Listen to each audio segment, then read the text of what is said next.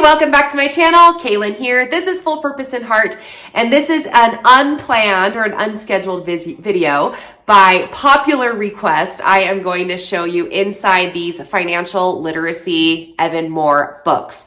These are a relatively new product on the Evan Moor line. I have been loving, a super fan of Evan Moor for many, many years. And if you have watched my channel, you have seen lots of Evan Moor stuff. I go to Evan Moor for a lot of things. So I'm going to talk about this book in particular. I have grades 1, grade 3, and grades 6 to 8. I bought these for my kids for this school year. So I'm just going to share what they look like inside, my opinion, how I use them, all that kind of good stuff. So if you want to know more, let's get started.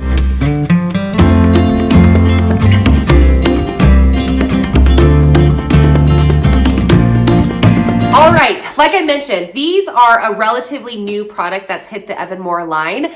If I'm mistaken, you can correct me, but I keep a pretty close eye on Evan Moor. I have been affiliate of them in the past. I'm not currently, but I bought these on my own for my kids and I love them. So let me just tell you a little bit about what they are and why I love Evan Moor, and then we'll do like a little sneak peek. I'll show you a couple of pages so that you can decide if it's something that you want to do for your family. So I decided to get these as a morning work rotation as part of our loop scheduling for my kids. And I wanted them to be introduced to just money smarts, street smarts, if you will. Something like just how to use money. And I felt like this was going to be a really good resource for that. To be fair, I don't think that the website gave me very good, like a view of what I was looking into, because I really wanted it to be kind of more of a independent work for my kids. And so review number 1 is that if you're looking for an independent activity for your kids to do to kind of introduce them, so to speak, to financial literacy or financial knowledge, this is not the resource for that. This is very much a curriculum that you would need to sit with your child and teach them, instruct them, introduce it to them kind of on a one-on-one basis, which is what this has turned into for me and my children. Originally created or set up to be part of their independent work has now turned into I sit with them and we do it as one-on-one with their grade work part of their day. So let me show you, I'll show you the 6 to 8-year-old. One thing, I said this when I put up my curriculum video last week, I feel like the older the kids get, the less curriculum that is available to them, talked about for them. More and more kids start doing dual enrollment or using co-ops or online learning. Like, it's just less teacher instruction or like parent instructed and a lot more outsourced. I'm not at that stage just yet. I think that I'm getting probably close to it. I will probably experience the same thing. But currently, I'm just wishing there was more that I could bring into my house so I could teach my kids. My philosophy is that I feel like if I can figure out how to teach 3rd grade and 5th grade, that I could probably figure out how to teach 6th grade and 7th grade and 8th grade. I taught 9th and 10th and 11th grade. So I think that, anyway, that was a little bit of a tangent. So let me show you this. All of the levels that I have, so I suspect they're all, are different in the content that they teach. So that's like number 2. Is if you're looking to teach all of your kids, so you're just getting different levels for them, it's not like streamlined. I did notice that this grade 6 to 8 and the grade 3 level, like the first 4 units were the same, which is what I glanced at when I purchased them. And I thought, oh, well, all of them are going to be the same. Not the case. The like 6 through 10 are different for both of these. So there are going to be 10 units. All of the levels that I have are 10 units. So I'm going to say all of the levels. I don't know for sure if it's all the way through, all of their books. They do go up through 8th grade. So it's grade 1 through grade 8 that you can get. So they do have 10 lessons in them, or 10 units. The units, let me tell you the units for grade 6. It's just in the table of contents here, right? So your table of contents, this is always hard to show, but you have buying and selling at the store, earning money at a job, making and following a budget, using Bates, and then we come over here. It's hard for me to do this, I'm sorry. Okay, what does this say? Playing or having a car, paying for, paying to, we got this. Paying to have a car, making, taking out loans, using, you can read them. I can't read them backwards, okay? There you go. making money investments. Okay, so that's number 6. Each one is going to come with like a lesson plan. And I mean, it's something. I wouldn't really say it's fantastic of a lesson plan, but if this is what the lesson plan looks like. So they've got 9 steps here. And for example, this one says distribute the copy of pages 20 and 21. And then note the bold words that are, so go over the vocabulary with them, distribute the shopping list vocabulary, do that activity with them, distribute the fill in the blanks on page 23, do that activity with them, distribute page 24, do that activity with them, distribute page 25. Okay, so I'm not gonna say that their lesson plan is as good as other Evan Moor products. I feel like other Evan Moor products do a really good job of outlining how you can present the information to your kids, bringing in other discussions and content. This is really like, now distribute page 27 and do it with them. Like it's not very good. They do have like a little list of discussion questions here, which is helpful. They have kind of like a real world examples. Why did Kent say he wanted a new bike? Why do you think he really wanted the bike? So it does kind of help with that, but okay, so review number 3, the lesson plan, like the teacher's plan, could use a little bit of bolstering if you feel inadequate in creating it yourself. Now, I've been in the homeschooling world for a while that I barely even looked at this when I purchased the material. It wasn't even until that I decided to create this video that I was like, oh, they do have a lesson plan. Let's look over it. Yeah, it doesn't have anything in there that I would go back to repeatedly to look at. But they do have vocabulary words, which is important. I like the vocabulary words. You can see I had my child highlight the vocabulary words with a bold, whatever. What is that called? A highlighter. Okay, I would turn the camera around and just show this to you, but I have problems of people stealing my videos when I'm not showing my face. So this is what we get. I know it's not ideal, but this is what we get. Okay, you can see here, this is going to be the actual unit. It's a lot of reading. You're going to read this story with your child. If your child is having problems reading, or is delayed in their reading or struggles or whatever, this is going to just be like a story time that you're going to tell to your child. Depending on, what their attention level is, you may want to get some manipulatives, have some fun games prepared for these vocabulary words. Again, all of those things are not included in this material. You'll have to come up with them on your own. So you read the story with them. And then page 2, now you're going to go over the vocabulary words. Write the vocabulary words in the picture, more vocabulary practice. So advertising, generic, brand name, promotion, discount, vendor, endorsement, and warranty are these ones. And now you're going to do just some like question and answers. This is buying habits. And it is teaching the difference between a name brand and a generic product and the price difference between those things, that you can purchase a generic product and sometimes get the same quality or the same type of need fulfilled from generic. You don't need a name brand. So that's what this is teaching you here. And then you're talking about making a deal on the next page. Imagine that you are a vendor, blah, blah, blah. Okay. Again, we're learning about generic and brand names. This is just, hey, mid starts a hobby. All right. And then here's this one. Okay. So one of the questions that was asked on one of my comments is it American money? And I answered it yes and no. They do use the $ here. And in the beginning, the like printed materials, the resources are American money. You can print this off and have like, if you put it on green paper, then you have like the $. But that being said, it could easily be translated into Canadian for sure. I don't know about like maybe the European money or the euro or the pound or whatever. I don't know if it would be able to translate that easily. But I think you could manipulate it pretty easily because it's not necessarily like a math unit that much, right? So for this one, it's like what I need is a dress pattern. I need one dress pattern and it's $9.25. I think you can translate that into currency internationally if you are just trying to teach financial literacy. In fact, in grade level 3, there's a whole section that's called international money. I'm not going to be able to find it fast enough for you, but It's unit 1, 2, 3, 4, 5, using money in different countries. So it talks about what currency is and that every country has different forms of currency. You can even take it an extra step and be like, before money was even printed, what was currency back then? Okay.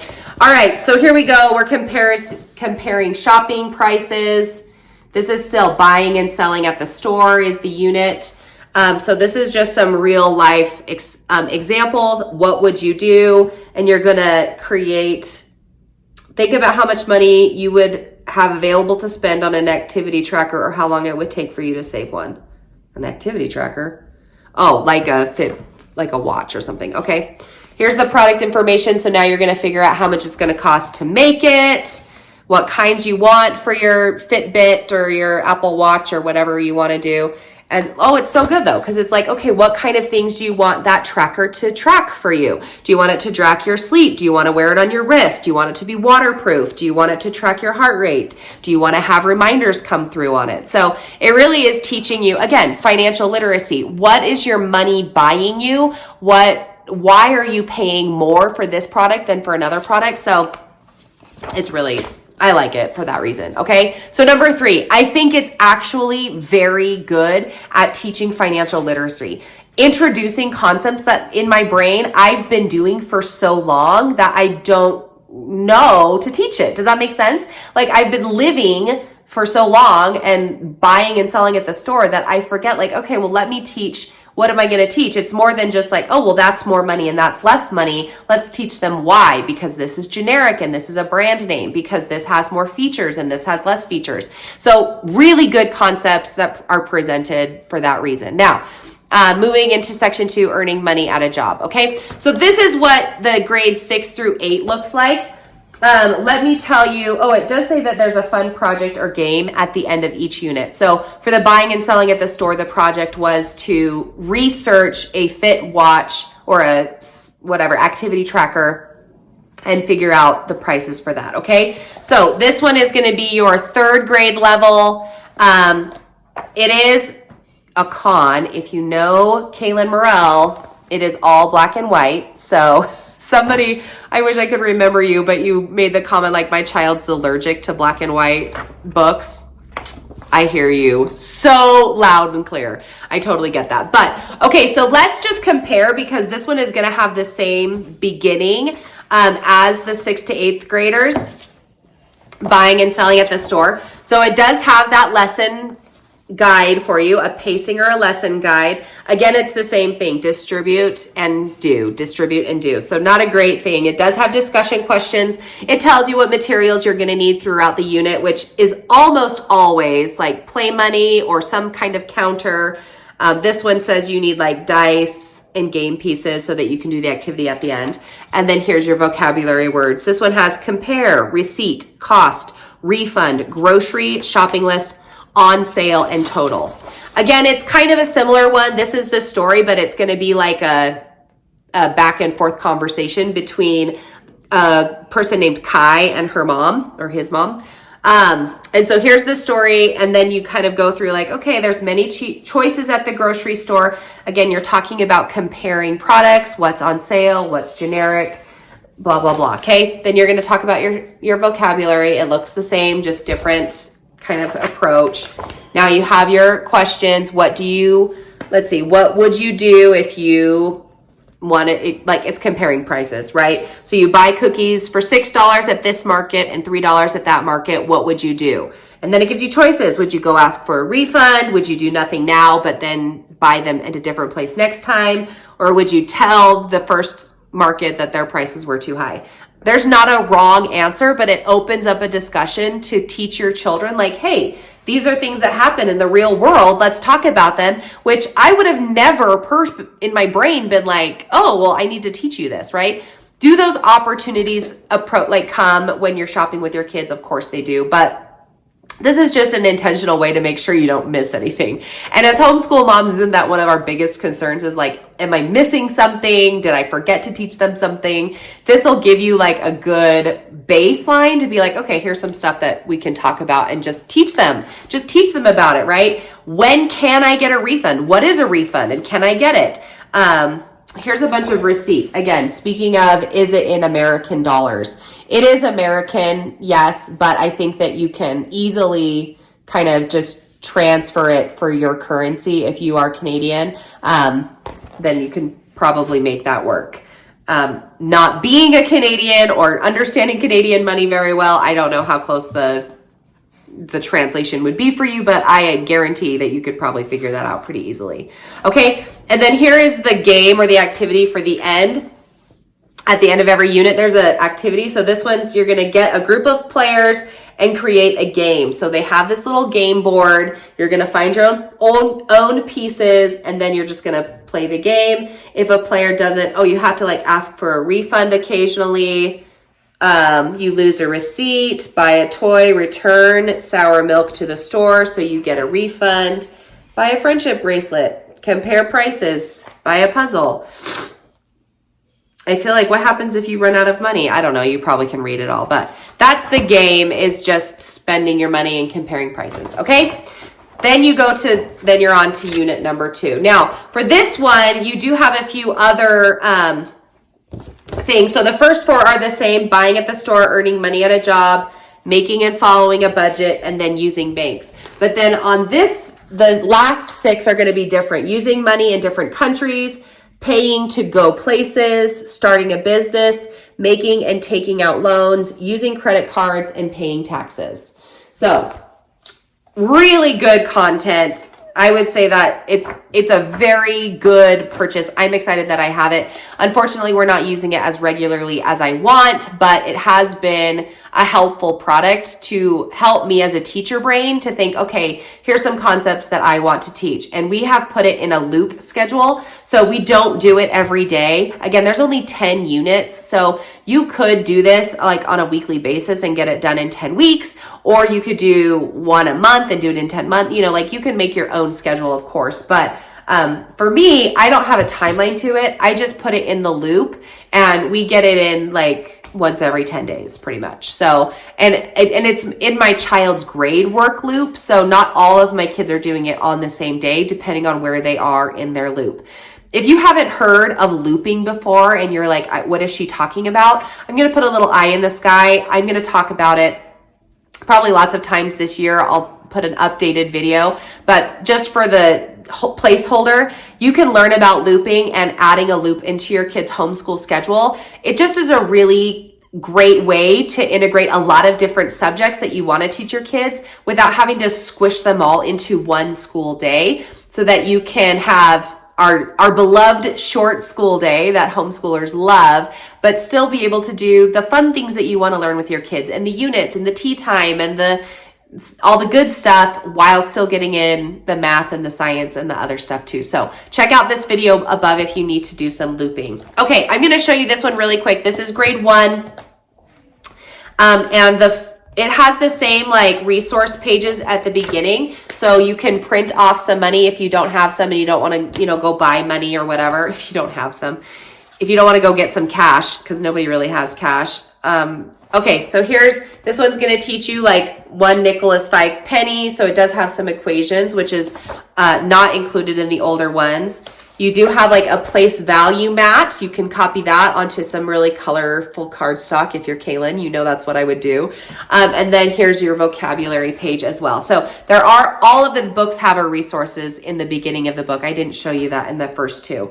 So here's the table of contents for grade 1. And you can go to Evan Moor. I'll put in the description box below, evanmoor.com, and I'll put that link so that you can get directly to this resource.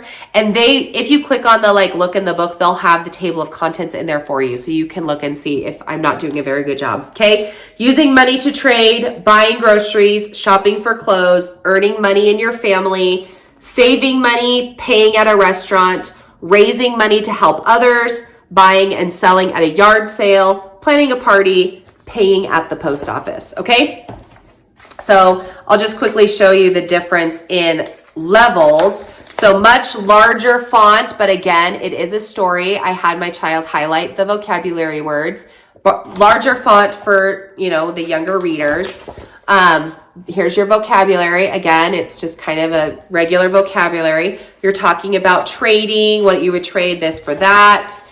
just some regular activities here. How much money does it cost? So this is like a conversion. You're learning conversion, which always takes my kids a long time to figure that out. You're doing a little activity, and then here is your unit activity, class gift swap party. So they have a couple of these cards that you're going to cut out, and you just create kind of like a matching whatever type game for that. Okay. And then here's your lesson plan, just like the other ones do. Again, distribute a copy. They all have distribute and do, distribute and do. So not a great lesson plan if you were asking me. Okay, so this is the financial literacy book. Hopefully those answer your questions. A fun little look in the book for you. I, again, am such a fan of Evan Moor for lots of reasons, because number one, usually they're really colorful books, but they're always very affordable. You can get them with, like if you have a subsidized account that you're helping purchase your curriculum for, it is not Christian based or anything like that. So it will be approved. You don't ever have to question if what you're purchasing will be approved by, the funds that you're using for your school. Which is just really, really great. I love Evan Moor. I have a whole, oh, you can't see it. It's on this side here. Boop, this whole section here is all Evan Moor books. So I'm a fan. If you have questions or anything, I'm always in the comment section below. If you're still with me, this is a very long video, and YouTube tells me most people don't stick around for all 20 minutes. So if you're still here, I love that you're here. Thanks so much for watching, and we'll catch you in another one.